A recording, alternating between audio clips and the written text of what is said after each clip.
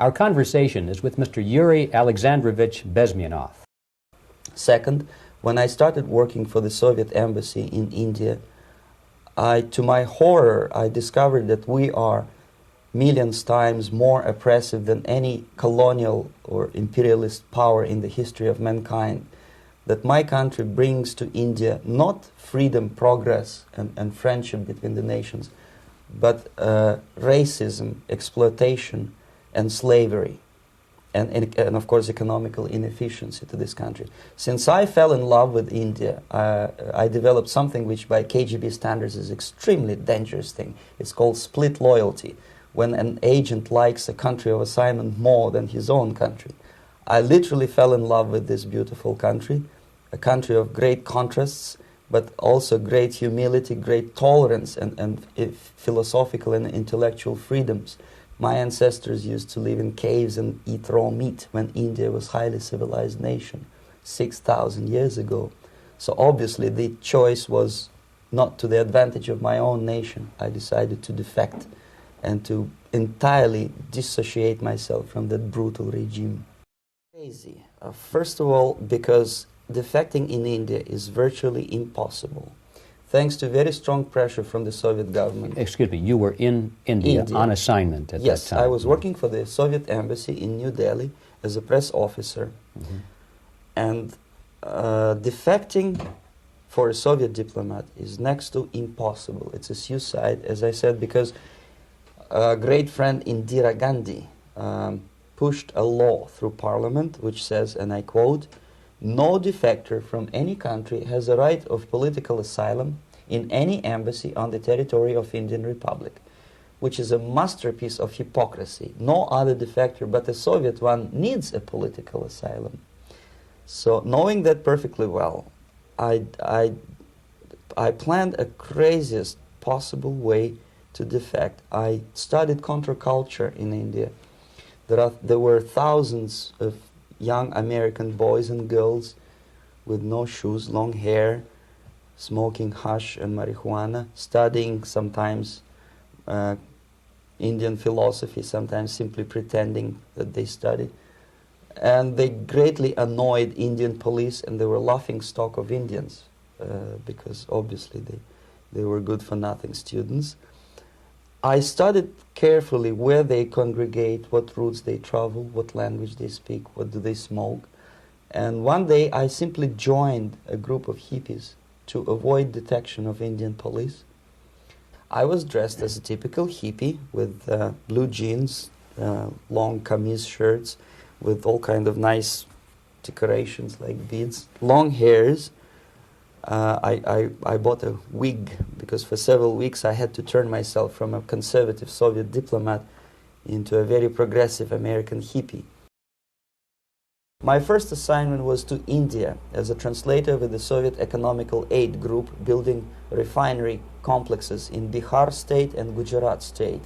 At that time I was still naively, idealistically believing that what I was doing contributes to the understanding and cooperation between the nations.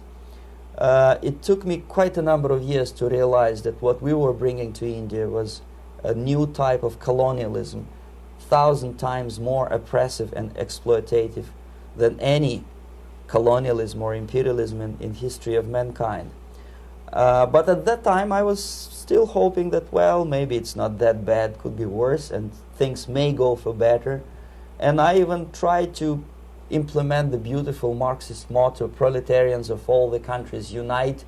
I tried to unite with a nice Indian girl, and I was fascinated by Indian culture, by the family life in this country. Of my first assignment in India, I was promoted to the position of public relation officer. You can see me here translating a speech by a Soviet boss. And you're on the right. I'm on the right here, yes. And the occasion was commissioning of the refinery complex in Bihar, Barauni. Another area of activity when I was working for the Novosti was to accompany groups of so-called progressive intellectuals, writers, journalists, publishers, teachers, professors of colleges. You can see me here in Kremlin. I'm second on the left, with a group of Pakistani and Indian intellectuals. Most of them pretended they don't understand that we are actually working on behalf of the Soviet government and the KGB. They pretended that they are actually being guests, VIP intellectuals, that they are treated according to their merits and their intellectual abilities. For us, they were just a bunch of political prostitutes to be taken advantage for various propaganda operations. Therefore, you can see perfectly well the senior colleague of mine on the left doesn't really have that much respect on his face, and myself with a very skeptical smile, typical KGB sarcastic smile, anticipating another victim of ideological brainwashing. This is how a typical conference in Novosti headquarters in Moscow looked like. Sitting in the middle is Boris Burkov, the then director of Novosti press agency, high-ranking party bureaucrat in the Department of Propaganda. I am standing next to a famous Indian poet, Sumitranandan Pant. He was famous because he was an author. He was the author of a famous poem titled Rhapsody to Lenin. That's why he was invited to USSR, and everything was paid by the Soviet government. Pay special attention to number of bottles on the table. This is one of the ways to kill the awareness or curiosity of foreign journalists. One of my functions was to keep foreign guests permanently intoxicated the moment they land at Moscow airport. I had to take them to the VIP lounge and toast to friendship and understanding between the nations of the world. Glass of vodka, then a second glass of vodka. And in no time, my guests would be feeling very happy. They would see everything in kind of pink, nice color. And that's the way I had to keep them permanently for the next 15 or 20 days. At a certain point in time, I had to withdraw alcohol from them so that some of them who are the most recruitable would feel a little bit shaky, guilty, trying to remember what they were talking last night. That's the time to approach them with all kind of nonsense, such as joint communique or statement for Soviet propaganda. That's the time they are the most flexible. And of course, what they didn't understand, they didn't realize or pretended not to realize, that myself, who was drinking together with them, was not drinking at all. I had ways to get rid of alcohol through various techniques, including special pills which were given to me by my colleagues. But they were taking it seriously. In other words, they would consume quite a large volumes of alcohol and feel quite uneasy next morning. This is the first stage of befriending a professor. You can see myself on the left with the same James Bond smile. On the right is my KGB supervisor, Comrade Leonid Mitrokhin, and in the middle a professor of political science in Delhi University. The next stage would be to invite him to a gathering of Indo-Soviet Friendship Society. There he is, sitting next to his wife, before he is being sent to USSR for free trip. Everything is paid by the Soviet government. He was made to believe that he is invited to USSR because he is a talented, sober-thinking intellectual. Absolutely false. He is invited because he is a useful idiot, because he would agree and subscribe to most of the Soviet propaganda cliché. And when he is coming back to his own country, he is going for years and years to teach the beauties of Soviet socialism to newer and newer generations of his students, thus promoting the Soviet propaganda line. Part of the building of USSR embassy, and my supervisors on the left is Comrade Mehdi, an Indian communist, and on the right, Comrade Mitrokhin, my supervisors in the secret department of research and counter-propaganda. It has nothing to do with either research or counter-propaganda. Most of the activity of that department was to compile huge volume of information on individuals who were instrumental in creating public opinion. Publishers, editors, journalists, actors, educationalists, professors of political science, members of parliament, representatives of business circles. Most of these people were divided roughly in two groups. Those who would toe the Soviet foreign policy, they would be promoted to the positions of power through media and public opinion manipulation. those who refused the Soviet influence in their own country would be character assassinated or executed physically come revolution under the guidance of the Soviet embassy in Hanoi. And same thing I was doing in New Delhi. To my horror, I discovered that in the files where people were doomed to execution, there were names of pro-Soviet journalists with whom I was personally friendly. Pro-Soviet? Yes. They were idealistically minded leftists who made several visits to USSR. And yet, the KGB decided that come revolution or drastic changes in political structure of India, they will have to go. Why is that? Because they know too much. Simply because, you see, the useful idiots, the leftists who are idealistically believing in the beauty of Soviet socialist or communist or whatever system, when they get disillusioned, they become the worst enemies. That's why my KGB instructors specifically made a point, never bother with leftists. Forget about these political prostitutes. Aim higher. This was my instruction. Try to get into large circulation, established conservative media. Rich, filthy rich movie makers, intellectuals, so-called academic circles. Cynical, egocentric people who can look into your eyes with angelic expression and tell you a lie. These are the most recruitable people, people who lack moral principles, who are either too greedy or too suffer from self-importance. They feel that they matter a lot. These are the people who KGB wanted very much to recruit.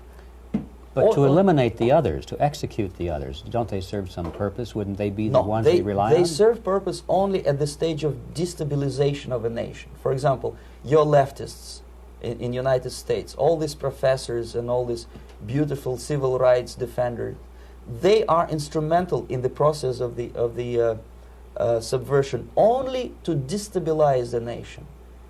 When their job is completed, they are not needed anymore. They know too much. Some of them, when they get disillusioned, when they see that Marxist-Leninists come to power, obviously they get offended. They think that they will come to power. That will never happen, of course. They will be lined up against the wall and shot. But they may turn into the most bitter enemies of Marxist-Leninists. When most of the Indians who were cooperating with the Soviets, especially with our Department of Information of the USSR embassy, were listed for execution. And when I discovered that fact, of course I was sick. I was mentally and physically sick. I thought that I'm going to explode one day during the briefing at the ambassador's office. I would stand up and say something that we are basically a bunch of murderers. That's what we are. It has nothing to do with friendship and understanding between the nation and blah, blah, blah. We are murderers. We behave as a bunch of thugs in a country which is hospitable to us, a country which with ancient traditions. But I did not defect. I tried to get the message across. To my horror, nobody wanted even to listen, least of all to believe what I had to say. And I tried all kinds of tricks. I would leak information through letters or lost documents or something like that. And still I got no message. The message was not published, even in the conservative mass media of India. The immediate impulse to defect was Bangladesh crisis, which was described by American correspondents as Islamic grassroots revolution, which is absolute baloney. There was nothing to do with Islam, and there was no grassroots revolution. Actually, there are no grassroots revolutions, period. Any revolution is a byproduct of a highly organized group of conscientious and professional organizers, but has nothing to do with grassroots. In Bangladesh, it was nothing with grassroots. Most of the Awami League party members, Awami League means People's Party, were trained in Moscow in the High Party School. Most of the Mukti Fauj leaders, Mukti Fauj in Bengali means People's Army, same as SWAPO and all kind of liberation armies all over the world, the same bunch of useful idiots. They were trained at Lumumba University and various centers of the KGB in Simferopol, in Crimea, and in Tashkent. So when I saw that Indian territory is being used as a jumping board to destroy East Pakistan, I saw myself thousands of so-called students traveling through India to East Pakistan, through the territory of India, And Indian government pretended not to see what's going on. They knew perfectly well, the Indian police knew it, the intelligence department of the Indian government knew it, the KGB of course knew it, and the CIA knew it. That was most infuriating, because when I defected and I explained to the CIA debriefers they should watch out because East Pakistan is going to erupt any moment, they said I was reading too many James Bond novels. Anyway, so East Pakistan was doomed. One of my colleagues in the Soviet consulate in Calcutta, when he was dead drunk, he ventured into the basement to relieve himself, and he found big boxes which said printed matter to Dhaka University. Dhaka is the capital of East Pakistan. And since he was drunk and curious, he opened one of the boxes and he discovered not printed matter, he discovered Kalashnikov guns and ammunition in there. Anyway, it's a long story. When I saw the preparations for the invasion into East Pakistan, obviously I wanted to defect immediately. The only thing I couldn't at that time make up my mind when and where and how. One of the reasons, of course, you see, I was in love with India. I mentioned that before. I spoke the languages. I socialized with people, and I understood that I had to act fast unless I want this beautiful country to be permanently and